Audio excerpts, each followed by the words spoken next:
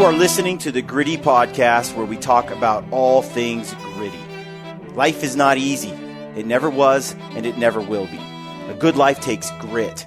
Prioritize who you are and who you want to be, because life isn't fair, and a little grit can make all the difference.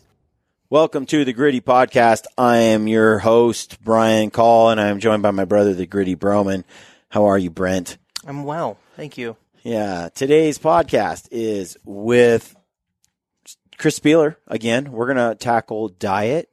We're all striving to be fit, be able to go out and hunt, hit the backcountry, go after elk, chase game, do stuff outdoors that we love to do, live a better life. And Chris Spealler is he's a machine. He's not really a person. He's a machine. He's awesome. He can do some things that I've physically that are just blow my mind. And diet, it's very interesting because his diet very much coincides with like Ryan Lamper's and his diet and how he eats. And both are getting to be older age athletes and are kicking butt. They're crushing it. So this is a great podcast. It's not that long, I don't think, but it should help you either be motivated to change how you eat or continue striving to improve how you eat currently. You know, it's good stuff. And deals and discounts. We have some deals and discounts going on right now. You get a month free of Chris Spealler's GRUNT workout program, which is backpacking, hiking, rucksack, hiking a couple of days, few days a week, along with some full body exercises and movements that get you ready for the backcountry. And it's a great program, especially for those that are just starting out. You can get it free for a month using the code GRUNTMONTH, GRNTMONTH, GRNTMONTH. Get a month free. Go to gruntworkout.com. It's pretty cool, I think, because you can do it at home, out of your own garage, with your own products, equipment that's just laying around. You don't have to buy a bunch of stuff. And these workouts aren't going to crush you. They're not going to kill you. They're scalable. So if you want to make them harder, you can. If you want to make them more intense, you can. If you're just new and you're just trying to get into, dig yourself out of 100 pounds of being overweight and so forth, this is a great way to start. So check it out. And then as far as talking about workouts, I did a workout this week, yesterday, in fact, or the other day. It was 5 rounds of 3 clusters. You know what a cluster is, Brent? Not in reference to what you're talking about. It's a power clean thruster. So that sounds dangerous, Brian. It's 185 pounds, and I power cleaned it, and then thrust it overhead. So it's sort of like a clean and jerk, but it's a thruster. I more or less did more of a push press, but still, the weight comes from the floor to overhead. You're speaking Chinese to me. I and have no idea. It was 3 clusters at 185 pounds, and then it was 15 toes to bar, where you kick up and touch the bar with your toes. And then it was 30 double unders. And I hate toes to bar, and I hate double unders. I hate them both. Double under? That's when the jump rope goes under your feet twice. Oh. Each jump. That sounds like a shotgun shooting trick. Whatever. I get you. 5 times you do that. Ended up being, 75 toes to bar and 150 double unders? Yeah. Anyway, clusters, toes to bar, double unders.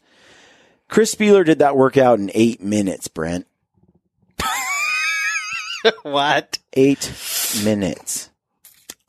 You know how long it took me? Hold on. 22. 15 minutes and 25 seconds. Huh. Still. 8 minutes. 8 minutes. He doubled my time. Like a half. I mean, I have no problem with the clusters at 185 pounds. 15 toes to bar. I pretty much did those unbroken. I didn't come off the bar. I was able to do 15 in a row. Double unders, I get 20, 25 in a row, and I'll trip up on the jump rope. But I'm slow. I mean, that was impressive. Anyway, that was my one of my workouts this week. I hiked the mountain twice, 5 miles each time. So 10 miles of hiking with a 45-pound pack. So that was cool. Been testing out. I've been testing out those sissy sticks, which I hate the name. Yeah. Because I want them to be called manly sticks or like killer sticks, you know? You got to be careful with the word stick. But because you can't call them like big boy sticks. Right. Anyway, they're called sissy sticks. They're trekking poles. And they have the clip lock, which I like. I hate twisty lock systems because they tend to break on you really easy, or you can't get them to tighten. You know, they're finicky. These are clip locked, and then you can tighten that clip lock real easy just by to the right tension amount so that your pole doesn't slide down. It's really cool. It's a well built pole, and it's carbon fiber on the top part, but it's aluminum on the bottom part. Check it. So, Ryan Lampers, I'm very curious what you think, given that it's a half and half pole, because his thing is, you know, carbon fiber poles break. But now you're blending, you know, a carbon fiber upper, which isn't usually where it breaks. It usually breaks on the bottom half where it's skinnier and it gets caught in a rock and it bends. Aluminum bends, carbon fiber snaps. Then you're dealing with a broken pole. So I've beat the crap out of them. I'm trying to like really put them through the paces to see if I can break these poles. But I'm pretty impressed. I'm actually digging them quite a bit. You're out there trying to break them on purpose? I am. Stress testing them? I am. See if I can break them. But anyway, there's a lot of poles on the market. There's a ton. Really what I want is indestructible and lightweight and a clip lock. This kind of has it all. One of the things that I hate are wrist straps. I always cut mine off, my trekking poles. Whenever I play with the Wii, I never put the wrist strap on. It's so stupid. And so people love wrist straps, though, and there's lots of ways. There's over and under and different ways you can use the wrist straps. And a lot of people like the wrist straps because they get in there and they actually support. They help you hold on if you don't have Give good you some grip. Wrist support and stuff. But I did 75 toes to bar. I got a grip. Like, I can grip all day long. It's not a problem. But I do not like when your hands are inside and you have a 120 pound, 140 pound pack and you're coming down a mountain and you got your hands inside of a wrist strap and you slip and your wrist is stuck in the wrist strap while your pole is stuck in between two rocks and you go down. I want to let go of the pole if I need to let go of the pole. I don't like being strapped to the pole. That bothers me. Now, there's so many different like opinions on this, and we get into these debates and arguments on the mountain all the time with different guys. I'm not a fan. I do not use them. But this sounds like one of those toilet paper over or under arguments. Now, granted, you know, you could drop them, but I'm not skiing, right? Like, maybe if I'm crossing a river, it might be nice to have them attached to your wrist. But again, I've never dropped one yet. Probably an iron grip call. Yes, that's right. Anyway, moving on. We got a comment on our FOC podcast. Not FOC. It wasn't really. It was just Aero Builds, Aero Talk with the guys at Wild Arrow. And we got a comment about it that I think is interesting. So, Brent, fire away. You had it up on the screen earlier. Yeah. This is from Knights of the Apex. He says, appreciate you guys having different points of view on the podcast.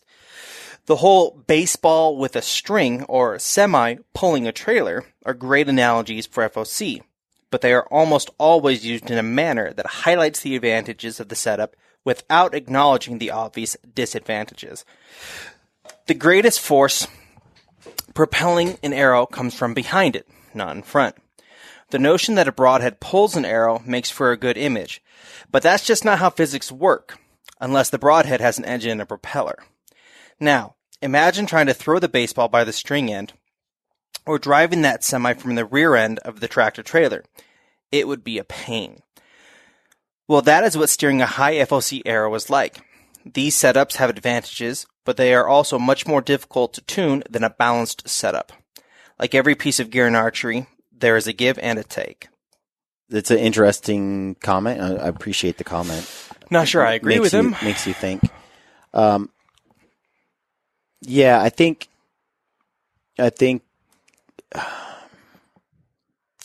you are using the arrow to propel the broadhead.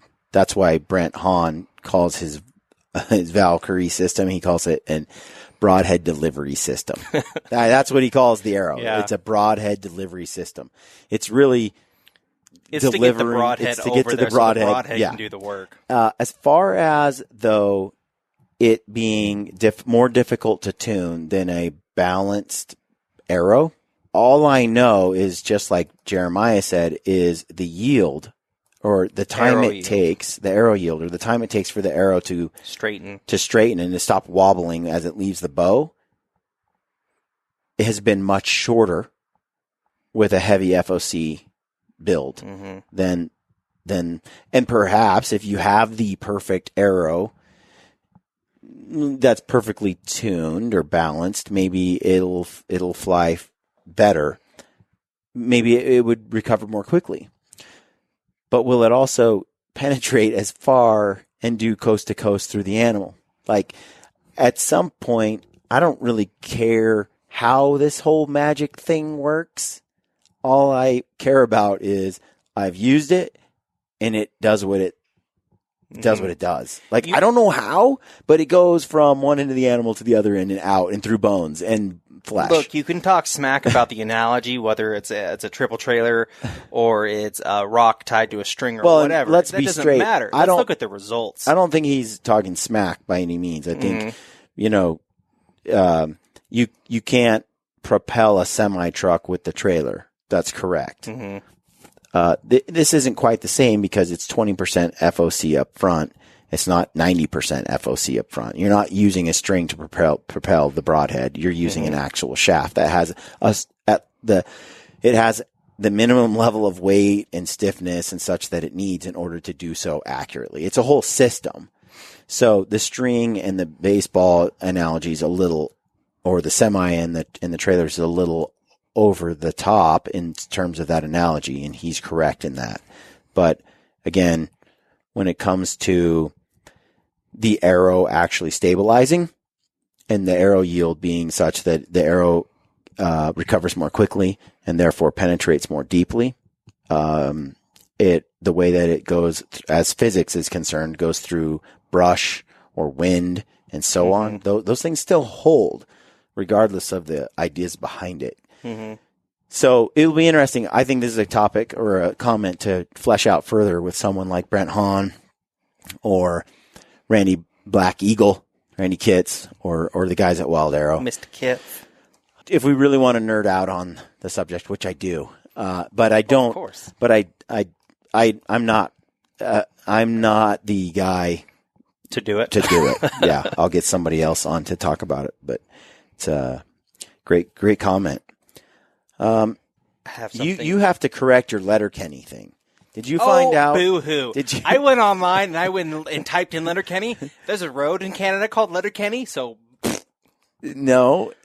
The person wrote in and said, loved the comments on Letterkenny, but however, Letterkenny is not a real city. It's a fake city that represents rural community in Canada. And you know what that did, Brian? That made me sad. That ruined my day when I found out that it wasn't a real town, and I would have been better off not knowing that. I'm a little bitter about that. So where is the town of Letterkenny located? It's asked all over the internet. Yeah, it's not real. But if you go into Google Maps and you type in Letterkenny, Canada, there is a gigantic street or freeway. I don't know what it is. Yeah, I think it's a floating and not meant to be pinned to a specific place, but to just capture the essence of rural southern Ontario in general. I don't know if it's rural. It is Ontario, yeah. Yeah, which city is it? They say maybe it's based on Elmira, St. Jacobs. Listowel, Quebec. Anyway. Quebec. So yeah, correction. It's not a real place in Canada. It's an imaginary place that represents rural Canada. And all my happy there we go. Dreams. Any other, Claire? Oh, we did need to apologize, folks, for the sound quality of the last few episodes, which we can fully blame Brent for. As Brent I don't know about we can that. fully blame It's Brent hard to say. For the poor audio quality. But I feel like we've been experimenting with new things all the time, because that's what we do here at Gritty. Yeah. So, had I been in charge of production, you wouldn't have experienced. And we'll never know. You wouldn't have experienced such shoddy work. So it's because of Brent's hard work and effort that we were able to experience it at all. Yeah. Anyway, we have addressed it, and you should not experience such poor quality again moving forward. Anything else? Might have chastised my lovingly sweet, amazing wife the other day because I asked her to pick up some yams. Which are healthy. That myself, Spealler, and Lampers all like to eat. Mm-hmm. And they're delicious. You can have them with salt, pepper. You can put some butter on them. You can drown them in honey. You can put them in maple syrup. They're a dinner and a dessert. They're a magical food. I love yams. Yeah, our whole family does. Well, actually, me, you, Dad. The cool ones. Me, you, and Dad do. So, for sure. My wife, she brought home some yams. Well, she did not. She brought home white sweet potatoes, which I love. I do not like them on the level that I like an orange sweet potato. I get sick of the orange ones. Really? Yeah. I like to cook them up inside the skin and then just take them places and then crack the top open and squeeze them out like an adult Go-Gurt. Okay. Anyways. But the best way is just to wrap them in foil and throw them in the Traeger for like an hour and 40 minutes or so. Actually, so this is what happened. Daisy brought home white sweet potatoes when I asked for yams. And I was quite upset about that. And she said, white sweet potatoes are great because you just put butter and salt on them and they're good. They're good with everything. I don't like them as much. I don't like them as much. I don't know. Now the yams, they're great with like butter and some brown sugar. And honey, agave, maybe some marshmallows. Okay, I mean, you really want to So this is what I found out. So I chastised her, and she said, well, it said yam/sweet potato on the bin. And I was like, whatever. And so I came to work today. And then Tim Ferriss, if anyone knows him, he has this thing he sends out every Friday. It's Five Bullet Friday. Well, he sent this thing, and it says, nerdy cooking article that made a real difference. So I read it. And it says, the best way to bake a sweet potato. And actually, so just to summarize, you microwave till the inside of the potato reaches 200 degrees. Then you take it out and you put it in the oven. And you bake it for another hour at 425. And supposedly that makes the most texture and tasty version of said baked potato. Or sweet potato, I'm sorry. So this got me online reading up a bunch of stuff. And because I have this big pet peeve when people say yam and they serve me a white sweet potato. That's like saying, do you want a cookie? Sure. And they give me something with coconut in it. Like, it makes me so mad. Long story short, I have to go home and apologize to my wife because what I've been calling a yam my entire life is in fact a sweet potato. Yes, it is. Yes, and that bothers me very greatly and deeply. I can't tell you how many times I've had a heated discussion. Hey, this isn't the first time that you've made yourself look like an idiot. It's the first time this week. But sweet potatoes are white and yams are orange, and that is not true. Do you know yams are actually from Africa? No. They are. Yes, really? So they originated in from Africa. And so this is what happened, and this is how the orange sweet potato got called a yam. They started bringing them in to the South. Okay, bro, you have spent way too much time. Okay, and this is what I'm getting at. I'm okay. Continue though. Now I got to know. Okay, so this is what happened. They started bringing these orange sweet potatoes to the South, and the slaves that were down there at the time making them were like, these remind us of the yams from back home. So then they started using the slang term yam for them. So we call orange sweet potatoes yams because of slavery. Whoa, that's wild. An actual yam is white, and it's not sweet at all.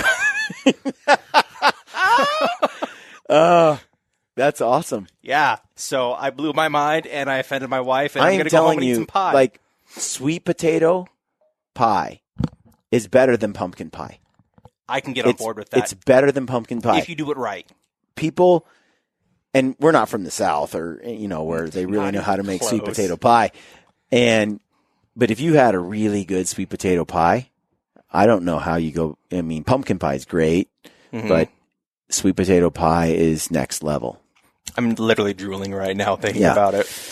So, wow, that was genius. That was a lot of information on sweet potatoes. Yeah, which is an excellent source of carbohydrate, and you should play with all the types of sweet potatoes and yams. Except for the white ones, they're gross. The white ones are legit.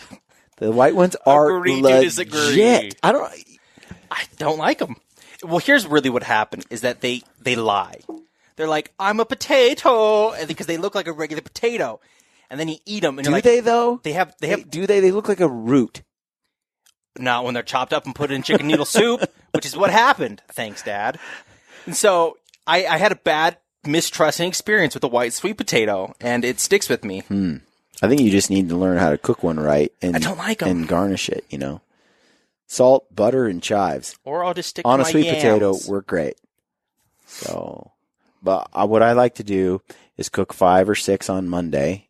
Eat in all the week? Traeger inside and then when you get tin foil? in the tin foil, you unwrap those suckers after you've taken them off the grill, and then the skin just peels off, really easy, and inside is just the goodness. And I'm going to try this. And sweet basically, potato method from. I take all of those and I just fill like 3 or 4 little Tupperwares in the fridge with those pre-cooked, pre-done sweet potatoes. And then my carbohydrates for the week are kind of done. I might do yams, orange. I'll do the white sweet potatoes. And then if I want some white rice, I'll sprinkle that in. That's kind of where I get a lot of like post-workout. You've seen, if you've been following my Instagram story, I'm posting my food on there. There's usually a slather of sweet potatoes. And the reason is sweet potatoes have a different impact. White potatoes have a lot of starch. Yes. And that starch causes a lot of inflammation. And, the goal is to hit it hard, work out, hike tons of miles, lift weights, and to age well. And part of aging well is keeping that inflammation to a minimum. Yep. Keeping those swollen tissues to a minimum, keeping the joints from being irritated and being able to recover quickly. And when you use a carbohydrate source like a sweet potato, it tends to digest really well. It has all these properties in it that are natural. It's a tuber, and it helps you. It seems to be a great carbohydrate source for just about everyone without any negative side effects. And you need those carbs. Like I think you'll hear on this podcast with Spealler, he's pretty high carb, higher carb than me, quite a bit higher, but he performs better at that level. Also, he did the workout in 8 minutes and I did it in 15 and 25. So, some people's bodies are just, I don't know why much. It's magic, like FOC. I don't understand it, but I just know that it works. Yeah. When I'm lifting really heavy and working out a lot, if I eat rice, I don't see the same kind of gains as to when I'm pounding sweet potatoes. Yeah, I don't know. I mean, I don't experience that. I do feel really good on sweet potato for sure. But I do feel good. But on sweet rice potatoes. doesn't seem to have any negative side effects. As far as I know, rice don't do nothing. It goes in, it goes out, and I can't tell any difference. It's almost like gluten, bread, wheat. Spealler mentions wheat. Dude, I can't do wheat, man. I can't either. He's like, wheat's good, but everybody's a little different. And so whole wheat. That's why this is a good show. Hope you get a lot from it. I think we do have one more order of business. We really want you all to sign up for the newsletter.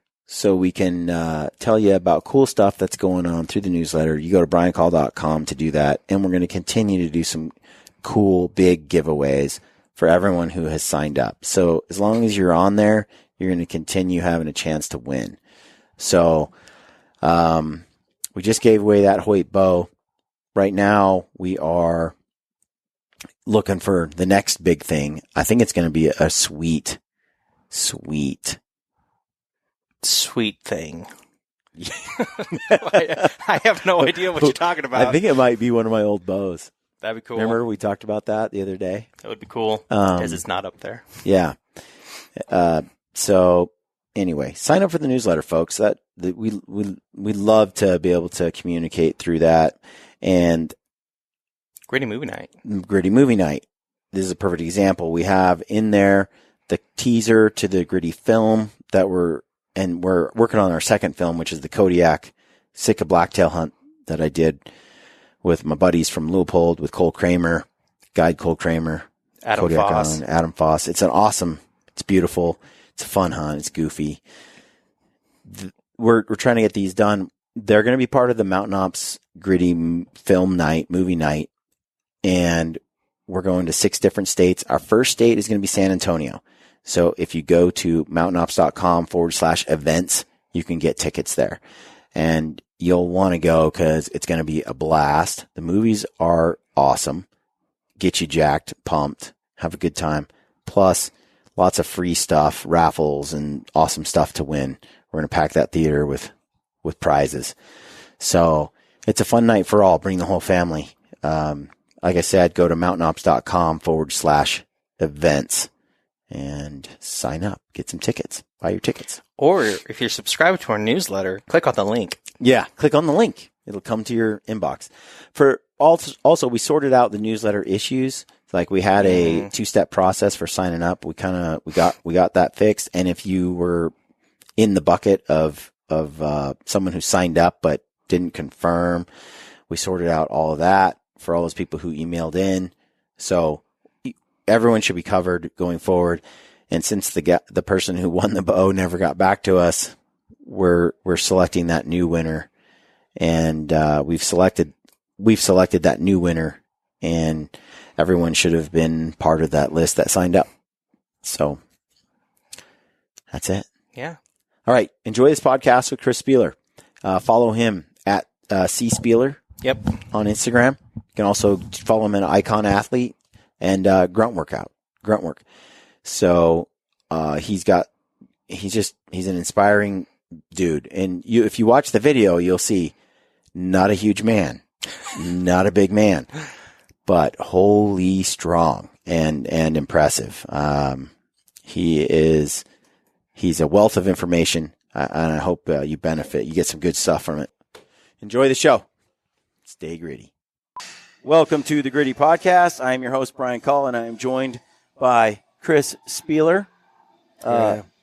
Chris, you're like owner of CrossFit Park City. Yep. I see these games, CrossFit Games athlete, like jerseys and stuff. That's cool. A different lifetime. I was looking at your post. So, Chris, you've been in the CrossFit Games a number of times. Yeah. You're one of my favorite athletes.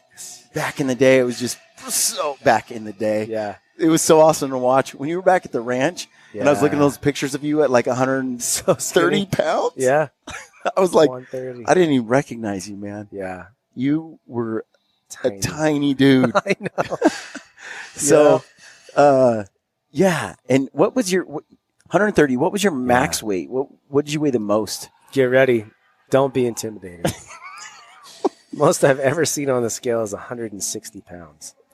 Jeez. 160, buddy. Jeez. I was humongous. Didn't you say you had to eat a lot to be 160? I had to eat 5,000 calories a day. Oh. And I had to lift. What was that? I was lifting 4 days a week, 4 or 5 days a week. And I did CrossFit 1 day a week, and I ate 5,000 calories a day. And yeah, the guy that I was helping me with it, he was like, hey, let's put it like this. If you don't have to run, walk. If you don't have to walk, sit. And if you don't have to sit, sleep. And if you're doing anything other than that, it should be eating and lifting. Like, check. How did you perform? I got strong. Yeah. And then I tried to run, and it didn't go so well. I remember thinking, I have gone too far. So I was like, okay, I'll just like keep lifting. And this is like the problem that I have, not a problem everybody has. So I stopped lifting. I kept lifting, and I stopped eating 5,000 calories a day. I was like, I'm just going to try to eat a lot still, but just like reasonable. Mm-hmm. And I lost 10 pounds in 5 days. Just whoa. Gone. Dang. I was like, oh, that 3 months just disappeared. Yeah. Well, that's a lot. That's a big job eating that many calories. It is. I think for those lean gainers, hard gainers, that eating as much food as you need to eat in order to put on that weight, that's as much work as starving yourself. Yeah. I've done both because I wrestled. Mm-hmm. And I can tell you right now that although incredibly miserable, it's more miserable to suck weight. Like it just sucks. But it's easier than gaining weight for me. Really? Gaining weight, so much harder. If you told me like, Chris, you need to weigh 130 pounds by the end of the month, I'd be like, done. On it. Really? Yeah, I might get it in 2 weeks. And that's like 15 pounds. Gone. Jeez. I know guys that would lose 15 pounds in 2 days. That's... It's not healthy. No, hear me out. It's not a healthy way of doing it. It's not sustainable. But it's easier to lose weight than gain weight for a hard gainer. Let's talk about food. Yeah, food's good. What are Chris's macros? I don't even pay attention to it. Okay. So macros, just in case people don't know. Because most people don't know what they are. Right. When you say macronutrients, they're like, whoa. They're lost. Yeah, so there's macronutrients and micronutrients. Macronutrients are carbohydrates, protein, and fat. That's your macronutrients. Micronutrients are vitamins and minerals. Mm-hmm. So like I don't really pay attention to specific amounts of macronutrients. So I don't think of like, hey, I'm going to have X amount of grams of carbs, X amount of grams of fat, X of protein. No, I just try to have quality food, balanced throughout the day. And if I actually do it, I'm not good at this frequently. Okay. Frequency is important, but I don't do that well, admittedly. I don't do that at all. Like the whole work thing, it's like all of a sudden, like you eat breakfast and then you're like, oh, it's 3 o'clock. It's like 3 p.m. and I haven't eaten anything. I don't eat until 1 or 2 every day. Yeah. I don't know. I'm just not hungry in the morning. I'm not. Sure. I like not eating. I feel better. Yeah. I don't have the best digestion. Some people can. Yeah. But I just cruise along. I'm sharp-witted. Mind is sharp. Right. Good. All that. It seems like when I eat, I get a little, sluggish and tired. And yeah. I try to eat pretty clean, but tell me then, Chris, the typical Chris Spealler, morning to dark, like what is Chris eating? Yeah, it depends on the day. On a good day. This morning I had 3 eggs, a half an avocado, and a banana. Okay. That was my breakfast. So the way I look at that, that's protein, carbs, and fat, right? Yeah. So the eggs, a little bit of everything, but that's my protein primarily. There's some fat in it, no carbs. So that's my protein. Avocado's fat. Yep. And my banana's carbs. Yeah. So I had those 3 nutrients. And then like at lunch, I might have like some kind of meat, typically like chicken. I tend to do better on like white meat than red, like steak and things like that, especially like cow. So I'll do like, usually chicken and then some kind of either root vegetable or regular vegetable. Root vegetable just means like a sweet potato, right? Yeah. And then a regular veggie and then fat. I'm not as concerned, but try to do that. And then similar stuff at night. At night I've got some kind of meat, some kind of carbohydrate, and then I try to have some kind of fat with it.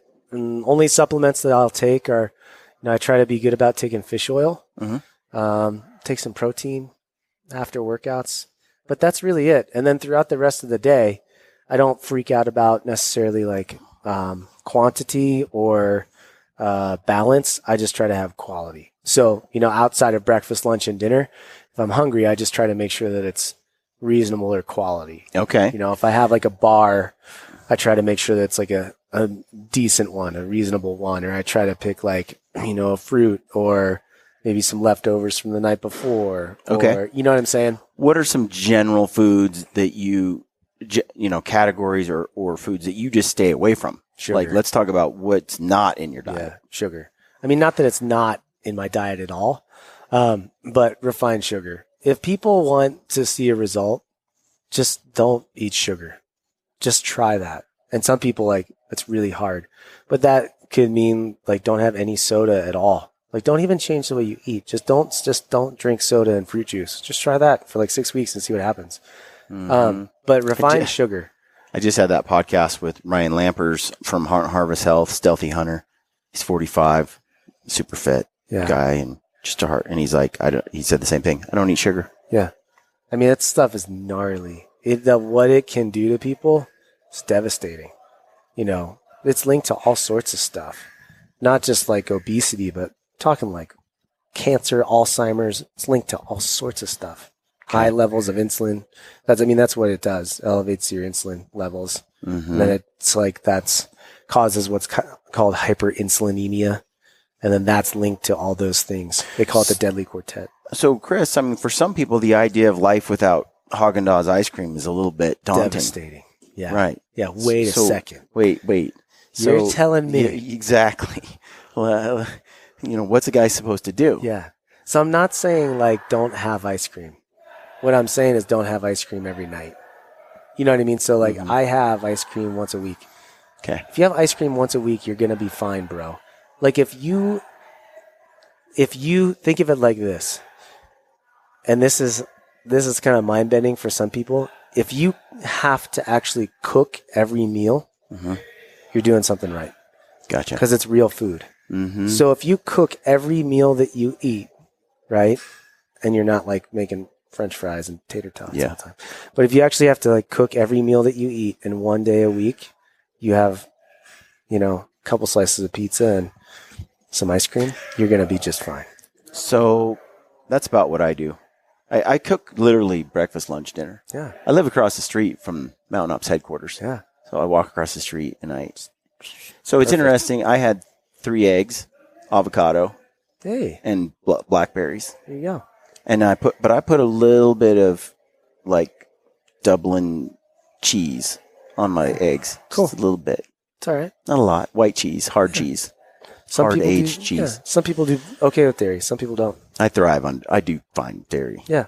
I do well, but I try to stick to old hard aged cheese or high fat dairy. I don't do milk and stuff much. And, okay, so sugar. What else does Chris not eat? You know, it's funny. I have gotten back into trying to eat more grains. For a little while there, I was not, but I try to have it be a whole grain. Okay. I think that sits better with my digestion. I work better with that. And what would those grains be? You know, making sure that it's like either like have rice or like a whole wheat. You know, not so when I might have like a slice of toast or something like that, or a slice of bread, or but it's like it's not like the, you know, prairie whole wheat, 52 ingredients on the back. Yeah. It's like the first ingredient is whole wheat. You know, there's no like enriched and you're wheat finding flour. that you're okay on that. Yeah, I do okay on that. It like, you know, I don't have it at every meal, but I would say maybe like at one meal a day. Okay. Seems to sit well with me. I tend to have like more energy. I think I work a little bit better on higher carbohydrate diet. Some people don't. I think I do. I think I've got like my metabolism's kind of high and just like whatever I throw in there, it just lights up. So that helps. But I try to stay away from anything that's like, if I can, like processed foods. So that kind of falls under the sugar thing, but processed foods are anything that like you're pulling out of a box. That you're not cooking. Right. You know, and within reason still, like you know, we've got kids. We've got a 9 and a 7-year-old. So like we'll have those, like, what are those things called? Like Fig Newmans, not Fig Newtons, but the Newmans. So I'll pop those a couple every once in a while, or like, I'll have like an RX bar Okay. or like a Perfect Foods bar. So I'm not by any means like this guy. It's like, no, but I'm not having processed foods or like white flour, like flour, your typical flour. So that means I really don't eat stuff like pizza. Yeah. I tend to stay away from dairy. Okay. Doesn't sit as well with me. Gotcha. Especially like high amounts of cheese or like milk if I have milk. Especially like lots of milk. Little bits I'm okay. So I'd stay away from that stuff. Yeah. Okay. I do well with dairy. Don't even notice it. Stomach never bothers me. I feel fine. But wheat, the idea, like any kind of whole wheat, crushes me. Yeah. Yep. I feel bloated. I feel crummy. Yeah. I have an insulin spike without a doubt, and I get just get kind of down. But I can smash sweet potatoes and yams. Those are great. There you go. White rice, white rice. I love white rice. It does nothing to me. Just I'm the same way. I feel great. I can pound it, and it actually seems completely harmless. I feel the same way. I'll usually have that. Like I'd say, kind of same thing. Like Sarah made this really good, like kind of like chicken vegetable soup, but it's just not enough calories for me. Yeah. So what we'll do is just like put maybe like a half a cup or maybe like a cup of white rice in it. Okay. Boom. So when you say you're running better on a higher carb intake, what higher carbs? What 75, 150 grams? Like how many carbs per day? I don't even really pay much attention to the grams. I just know that I did macros for a little bit, and macros is where like you're actually paying attention to the specific grams of each macronutrient. And I want to say, gosh, because at some point, like your body can't store protein and fat. You know what I mean? So at some point, like it has to do something with like your body weight and the amount of muscle mass that you have. So it's going to convert the protein into, I believe it gets stored as fat if you eat excessive amounts of it, because your body just can't store it. It can't utilize it anymore. So it has to do something with it. Yep. So it stores it in your fat cells, I believe. Don't count me, It's kind of the black box thing, input, output. For me, I'm just not as knowledgeable. That there is like a hard fact on that. Oh, maybe I'll yell at someone. I'll find it out. But yeah, I do better on higher carbohydrate because at some point, like the protein, it's just not going to give me the energy. It needs to get converted into, I believe, fat. So I think when I was doing macronutrients, I want to say I was finding that I need to eat more frequently, eat more often. I was eating about 3,000 calories a day, and that's what I felt good on. And I think I was close to 300 grams of carbs. Jeez. I want to say it's close to that. Okay. Because the protein, for me, I weigh 145 pounds. So even if you're doing like a gram per kilogram of body weight, so that would be like 60, 70 grams of protein, which is still a fair amount, you know? That, and then the fat, I had that, but only once you add so much fat in, it's like same thing. It's stored as fat. So what do? You up the carbs. But if you're not burning them, what's it do? It gets stored as fat, so you just need to kind of tinker with that. So for me, I think I was like in like mid twos, almost close to 3 for carbohydrates. Yeah. I run about, I'm 185 pounds, roughly 180, 185. And I like about 120 grams of protein a day, 100 to 120. Yep. So that's high. I have a hard time eating more than 100 grams of protein in a day. That's high. Is it? Yeah. Because they used to say 1 gram of protein per pound of lean body mass. Yeah. And I think depending on who you talk to, man. Depending on who you talk to, it could be per kilogram, Okay. But I think it's high.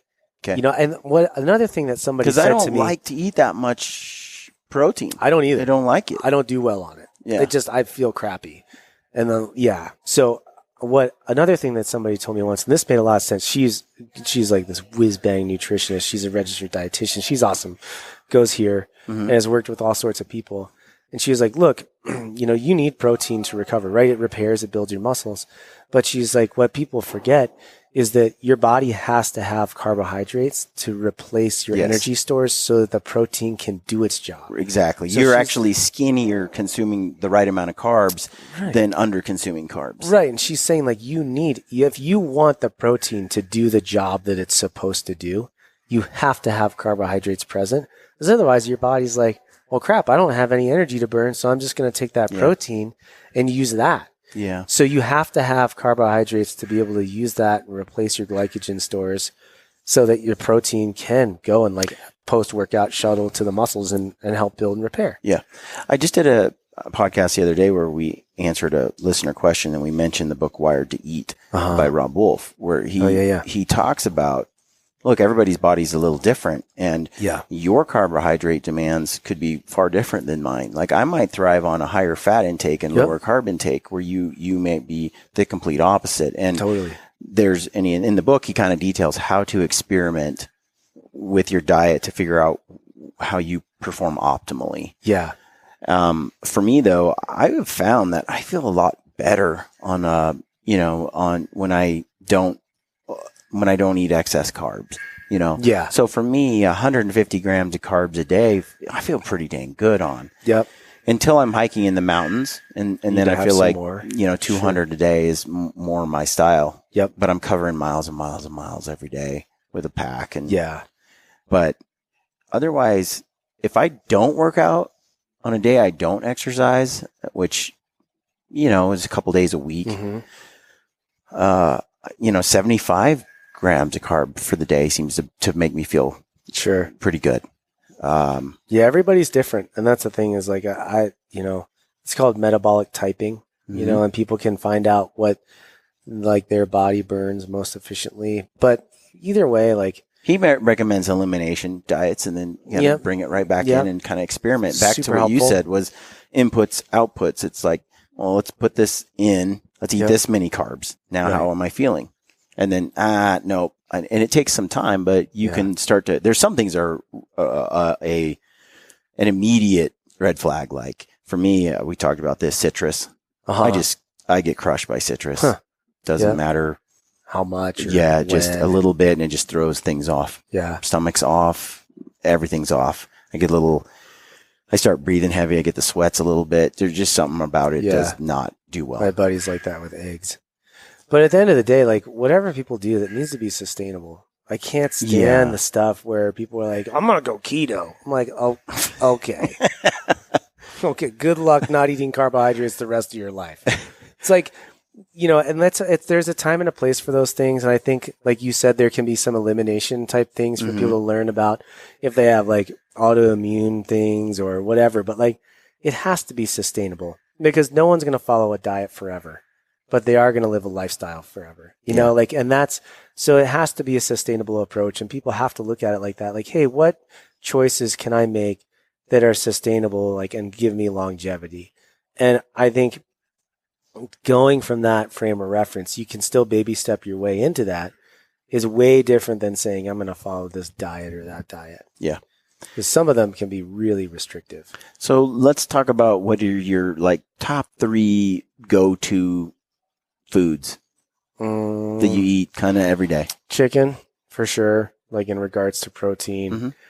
I would say I probably eat either more fruit or more root vegetables. I would like to be better about eating vegetables, like broccoli and things like that. I'm not as good about that. So I kind of fall into that, root vegetable rice like we talked about. And then I would say, I'm trying to think if there's a third, that's really, because those fill so much of my plate. And then I guess I would say any form of fat, and that not in the sense any form of good fat. Coconut oil. Yeah. So butter. It might be that. Yeah. It might be cooking with butter. Avocado. It might even be having an apple with peanut butter at some point throughout the day. So I would just say that any kind of reasonably good fat, chicken, and then some kind of root vegetable or rice. Okay. Yeah. I would like to be better about vegetables, though. I'm pretty. That's a strength for me. Kale, arugula, spinach. Yeah, I don't like broccoli, kale. asparagus. Stuck in my teeth. I love kale, dude. I love it. It's like you eat totally it like 2-3 times a day. Like I smash kale. Kale's so weird. I eat like a bunch a day. It's super like hipster too. I don't know. I'm telling you, Chris. Salad. A little bit of coconut like or your butter, avocado and you toast. just like You're gonna start slouching your beanie off the back of your head. Wear tight jeans. Pull your pants down a little bit. I'm telling you, kale is. I'm not saying it's not good. I just don't like it very much. You're missing out. What about kale chips? Have you had those kale chips? That sounds gross. Yeah, they're like those are kind of pointless because by the time you eat them, they're smothered in all kinds of crap, like, tasty goodness, sugar. So it's like I'm eating kale chips. I can't stand that stuff. People are like, I'm going to go shop at Whole Foods. Everything in Whole Foods is good for me. Like, no, it's not. No, that's not. You could go to the cookie bar and get yourself like a freshly baked warm chocolate chip cookie. And these are paleo cookies. Oh, yeah, right? It's like they're not. Yeah, it's like, you can. They're made with almond flour, Chris. Yeah. I can have 50 of them. And guava Yeah. juice or whatever it is. Right. Yeah. Honey. And I'm all for the paleo baked goods. They're good, but let's just keep it in check, people. And that's the same thing. It's like, I'm paleo. It's like, really? Yeah. Like paleo pizza. I eat 4 stacks of bacon every day. I can't tell why I'm getting fat. I can tell you why you're getting fat. Because you just had 52 pieces of bacon this morning. Hey, Chris, that is a diet I like. Is bacon and avocado. Yeah. The problem with that stuff is, like they feed those pigs crap and then you eat that crap, like lots of grains or it's not exactly a healthy fat. Let's just say. But I will say, like, hey, if you have, if people are going from processed food to just going, to that, it's a step in the right direction. Yeah. Step in the right direction.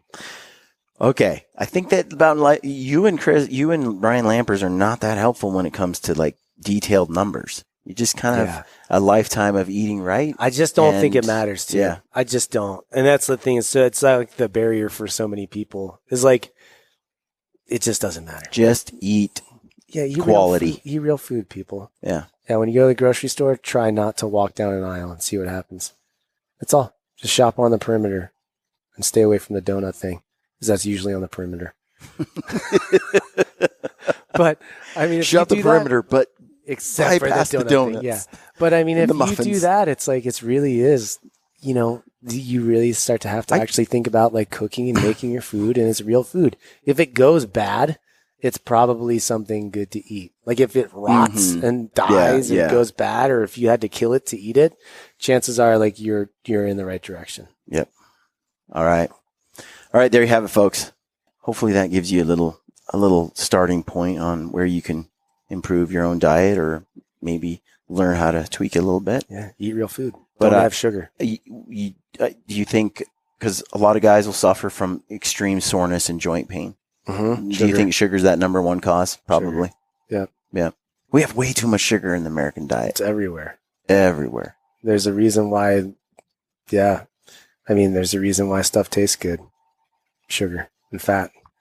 Lately, I've been doing a lot of food preservation, and I've got a freezer full of elk and moose and deer, and so last night we cut up our just pounds and pounds of deer meat on the slicer, got it in the marinade, throwing it in the dehydrator, making jerky. There you go. Piles of jerky, all natural, all good, and looks like we're getting a freeze dry machine so we can start freeze drying some meals for the backcountry. I'm just tired of getting over the counter options that are filled with junk or things that I don't actually, everything seems like a compromise, because the things that I eat really well, like you mentioned the breakfast, you mentioned the lunch you had and the dinner you had. I thrive on certain foods that I digest well and that I also like the taste of. Well, I can take that now, throw it in the freeze dryer, and then take that with me on the mountain. There you go. And I'm dialed. Ready to rock. And I travel a lot. And that's another problem. On the road, I end up eating it's hard crap. Yeah. And you and I, we were hunting in Ohio. Coldest man in the world. which Chris Spealler is the coldest man in the world. You warned him. And it's ironic you live in Park City and not Miami, Florida. It is. I just buy the right gear, stay nice and warm. But how does sitting in a tree stand? It's horrible. I would so much rather have been given like a Rambo knife and they're like, chase it down. Naked. Yeah, chase that down. You'd be warmer. Tackle the deer. I'd be like, done. I would much rather run through the woods than sit in the chair for 12 hours straight. I've said this a lot of times to people that sitting dead still in a stand from morning till dark is a skill and a strength. Like it is a talent. Yeah. Until someone has actually done it, they have no idea how cold you can be with 10 layers on. It's no. There's something about sitting still that just so drops your temperature to sub-zero. Totally. No matter how many layers you have on. But you shot your first buck, which we need to talk about sometime down the road to see. I want to get into the what's it like to put an arrow in an animal for the first time and experience taking life and all that. So that's another subject, another day. Another topic. But thanks for coming on the podcast. Yeah, man, my pleasure. I appreciate that's good information. So, folks, you can find Chris Spealler on Instagram at Chris Spealler. Yeah, C Spealler. C Spealler. Yeah. And then Icon. Yep. And Grunt Work. Yep. We should talk about Grunt Work a little bit. Yep. Right now, you can use the code GRITTY15. Hey. Get a free, or is it just Gritty? I can't remember. I forget. Brent. We'll figure it out. It's always listed in the description field on the YouTube videos. So if you go to briancall.com, go to podcasts, you just click on it and you will see the link to the site and the code and get a month free of programming. Yeah, that'd be great to have you. And I think that programming is excellent for any hunter. Yeah. You have a lot of, couple backpack ruck hikes. 2 ruck days and 4 days of just per week. Picking stuff up, moving it around, minimal equipment. Yes. You don't need a gym. Nope. You can do the stuff at home. You can use stuff that's laying around the house. You can pick up a few things from Home Depot, a few items that can really elevate the workouts. And then I like it because it's it's not going to crush a new hunter, a new fitness person. It's going to be just right. You're going to be able to do that stuff day after day after day. Yeah. And see results and not just get buried. We have there's a couple different programs kind of in our industry, where you sign up and it's similar and you can sign up and get on their programs. And what I've noticed across the board is they're soul crushing. Devastation. They're too much. Yeah. It's like most people will do that 1 week and they're like, I'm done. I'm supposed to do this. What? I can't do it. So Grunt workout is excellent, especially for 2 or 3 months.